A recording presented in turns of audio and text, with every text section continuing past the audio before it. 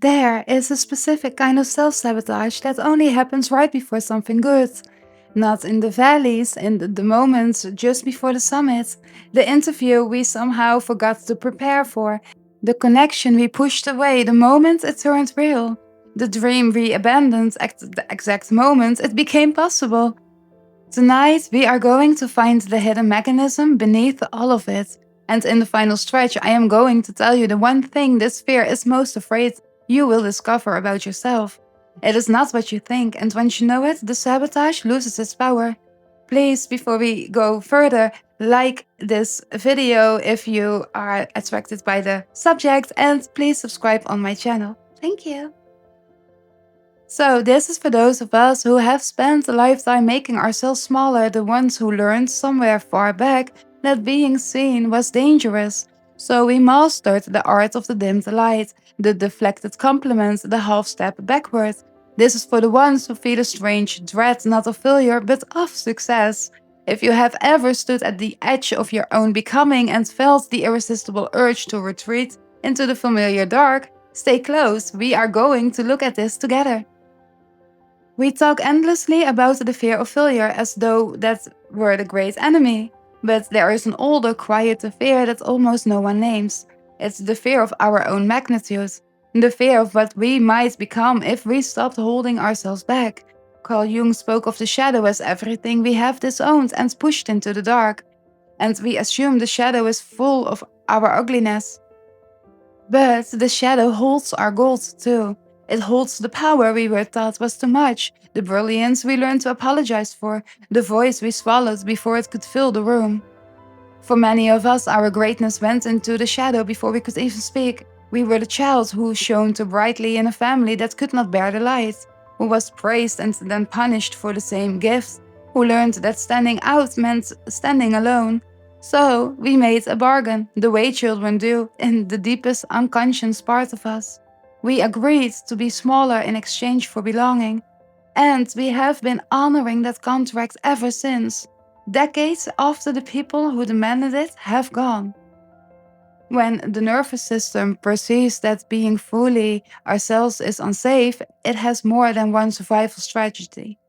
We know about fight and flight, but there is a quieter one less spoken of. It's the fawn response. The fawn does not run and does not fight. The fawn shrinks, pleases, accommodates, becomes whatever the more powerful person needs in order to stay safe. The fawn reads the room and disappears into its corners. For those of us shaped this way, visibility itself registers as threat. To be seen is to be exposed. To take up space is to take risk, the punishment we once received for taking up space. So that means that the sabotage is not random, it is precise.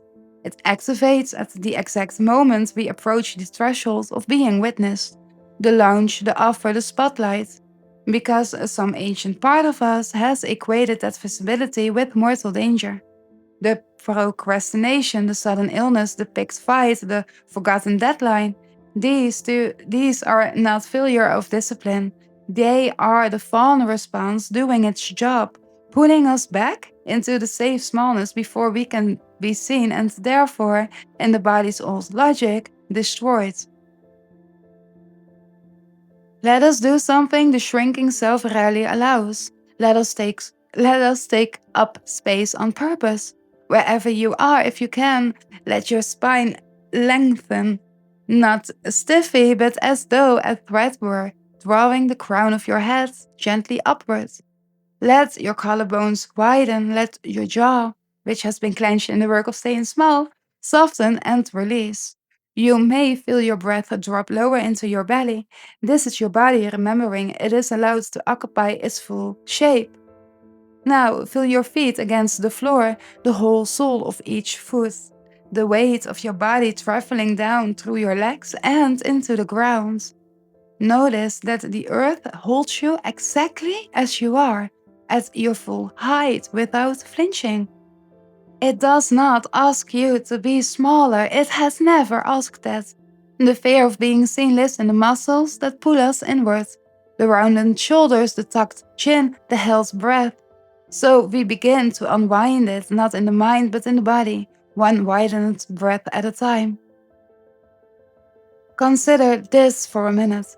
The instinct to dim yourself multiplied across millions of us becomes something far larger than personal habit. Whole communities of gifted, sensitive people have been taught to apologize for their light. And so the collective grows dimmer, and the voices most needed go unheard. We wonder why the world feels so often led by the loudest rather than the wisest. Every time one of us shrinks, the whole field of human possibility contracts by that much. And here is the cosmic mirror of it. We are made, quite literally, of light that travels across unimaginable distance to become us. The atoms in our hands were forged in dying stars. To fear our own brightness is, in some sense, to be afraid of the very thing we are made of. The universe does not produce a star in order to ask it to stop shining. Our smallness was never the natural order, it was a wound, and the unwinding of that wound is not vanity, it is a return to our original design. And self-care. So, how do we break a contract we signed before we had words? We begin by recognizing that the part of us that shrinks is not our enemy. It is a frightened child who once kept us safe by disappearing. We do not shame the child, we thank it, and then we tell them the truth it never got to hear. We are grown now. We choose our rooms now. That being seen isn't going to kill us anymore. The fawn served us once, it does not have to run our adult lives. And then comes the reframe that turns the whole wound over, the sensitivity that made us so attuned to others' moods. The hypervigilance that taught us to shrink is the same sensitivity that makes our light worth seeing. We were not too much. We were early. We were a frequency the old room could not hold. The very intensity we were punished for is the gift the world is now waiting on. To stop hiding is not arrogance. For those of us who were thought to vanish, it is the most radical act of healing there is. And so we come to the thing this sphere is most afraid you will discover. It is not that you might fail if you let yourself be seen. The fear of failure would actually be a relief. Failure would prove the smallness was wise. No, what this fear cannot survive is the discovery that we were always going to be alright. That the danger was real once, but it is real no longer. That the light we were told to hide will not burn down the room. It will warm it. The sabotage exists to keep us from learning that we were safe to shine all along. And the moment we learn it truly in our body, with our spine long and our feet on the ground, the contract dissolves. There is nothing left for the sabotage to protect you from.